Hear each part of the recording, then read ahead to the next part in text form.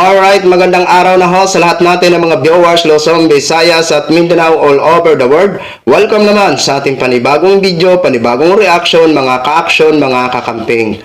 So may good news ho ako sa inyo. Pero sa mga DDS, bad news ho ito. Nako, paano yan mga DDS? Painit na ang issue na ito. Ito yung tungkol sa naging expose ni Madriaga. Hawak na pala ng ombudsman ang sinumpaang salaysay at ang cellphone di umano na naglalaman ng ebidensya. At nais na po ito ipapasilip. Nako, DDS. Talagang sasakit na naman ang ulo ng inyong iniidolo na si Vice President Sara Duterte. O eto ho, panoorin po muna natin mga ka-action, mga kakamping. Credit or courtesy po sa video ng News 5. Please allow me to use for informative purposes only. Thank you so much, Ma'am Insert. Hawak na ng ombudsman ang sinumpaang salaysay ng umano'y dating bagman ni Vice President Sara Duterte. Pati ang cellphone na naglalaman daw ng mga ebidensya gustong ipasilip sa ombudsman.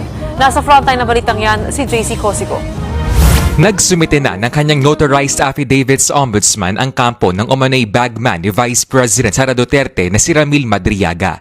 Laman ng naturang affidavit ang mabibigat niyang alegasyon laban sa bise at iba pang personalidad. Kabilang siya ng kandidatura ni VP Sara noong 2022 national elections na pinondohan umano ng pogo operators at drug dealers. Ayon sa abogado ni Madriaga na si Attorney Raymond Palad, gusto raw ng kanyang kliyente na mapanagot ang mga nagkasala. So alam niya yung balik niyan, yung sipa sa kanya, yung paninira sa kanya.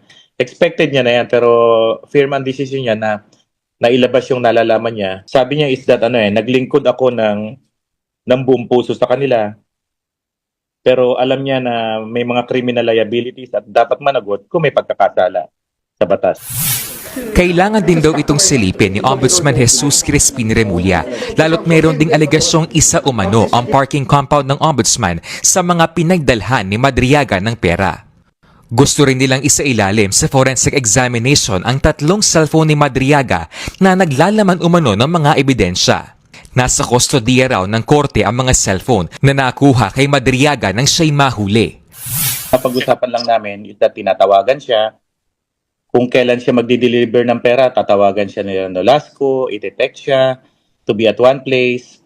Tinatawagan daw siya ni VP Sara at nung iba pang mga nag-uutos sa kanya kung saan idadrop yung pera. Nakakulong ngayon sa BJMP sa Taguig si Madriaga dahil sa kasong kidnapping. Una nang sinabi ni Harry Roque na hindi kilala ni VP Sara si Madriaga. Dumistansya na rin ang Malacanang sa issue at sinabing tanging ang busy lang ang makakasagot niyan. Nagbabalita. So yun na ho mga ka-action, mga kakamping no. O paano yan? Pag magsimula na ang pagsilip niyan, ibig sabihin magkakaroon na siguro yan ng investigasyon. Paano yan mga DDS? Di ba? O, sinasabi nila, question nila kasi yung expose o pasabog ni Saldico, bakit hindi daw yun inimbestigahan? Pero ito yung kay Madriaga, ura-urada daw, imbestigahan agad. Kasi nga, ito naman kasi, sinumpaan, di ba? Sinumpaan na salaysay, di ba? Pirmado niya. Oh, yung kay Saldico, sa tingin nyo ba, kaangay-angay ba yun na imbestigahan? Nagdaldal lang naman siya sa video, wala naman siyang sinumpaan. Di ba? Oh, yun yung kunan nyo ng base, di ba, mga DDS? Saan kayo mas maniwala? O saan ang mas kapanipaniwala? Yung pasabog o mga revelasyon ni Saldico? Na kung saan, alam nyo naman, nasa ibang bansa ho siya. At pangalawa, wala ho siyang, hindi ho siya naka-under oath. Hindi katulad nito, kay Madriaga, sinumpaang salaysay. May perma niya. So, ibig sabihin, mas para sa akin, in my own, mas kapanipaniwala at ito ang dapat iimbestigahan. Di ba? O yan, mga DDS, ang dapat yung kuna ng base. Hindi yung, bakit ang kay Saldico, hindi nyo inimbestigahan? Bakit ang kay Madriaga, ura-urada? Kasi may sinumpaan yan eh. Si Saldi ko nasa ibang bansa. Hindi nga umuwi eh. O sige.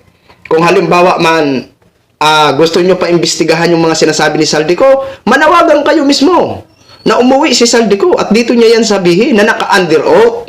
Oo. Para doon na magsimula ang investigasyon. Oo. Kayo mismo na mga DDS, manawagan. Diba? Na umuwi ka dito, patunayan mo dito. Mag-take ka ng oath. Diba? Kasi para magsimula ang investigasyon, pag ano na dito, kung maka-under oath na siya. Diba? O, ano, paano na yan? Mukha yatang sunod-sunod na ang kakaharapin na mga problema ng Vice President nyo. Diba? O, yan lang po. Wala tayong magagawa dahil may mga reklamo na nag-file kay Vice President Sara Duterte. Wala tayong magagawa at wala rin siya magagawa. Kailangan niya ho talaga sagutin yan. Di ba? Tayo naman, hindi pa naman natin hinuhusgahan si Vice President. Hindi naman tayo tulad ng mga DDS na wala pa nga kahit katiting na mga ebidensya kung makapaghusga kay Mr. President. Wagas. Tayo naman kasi, nasa ano pa? Kumbaga, neutral. Kumbaga, susubaybayan natin kung anong kahinatnan, kung anong magiging ending sa issue na to. Di ba? Hindi yung kagaya ng mga DDS, kung makapagparatang, akala mo, sure ball na ang kanilang paratang, ni wala mga silang ebidensya. Di ba? Kung ano-ano sinasabi nila kay Mr. President, kesyo ganyan, kesyo ganon, di kung may mga ebidensya kayo, mag-file kayo ng reklamo, Di ba? O, yan lang ho, mga ka-action, mga kakamping, no? Gin-share ko lang ho sa inyo yan. Maraming salamat po sa lahat natin ng mga viewers, Luzon, Visayas, at Mindanao, all over the world. Ako po, ang inyong lingkod, si The Action Man. Have a good day, everyone!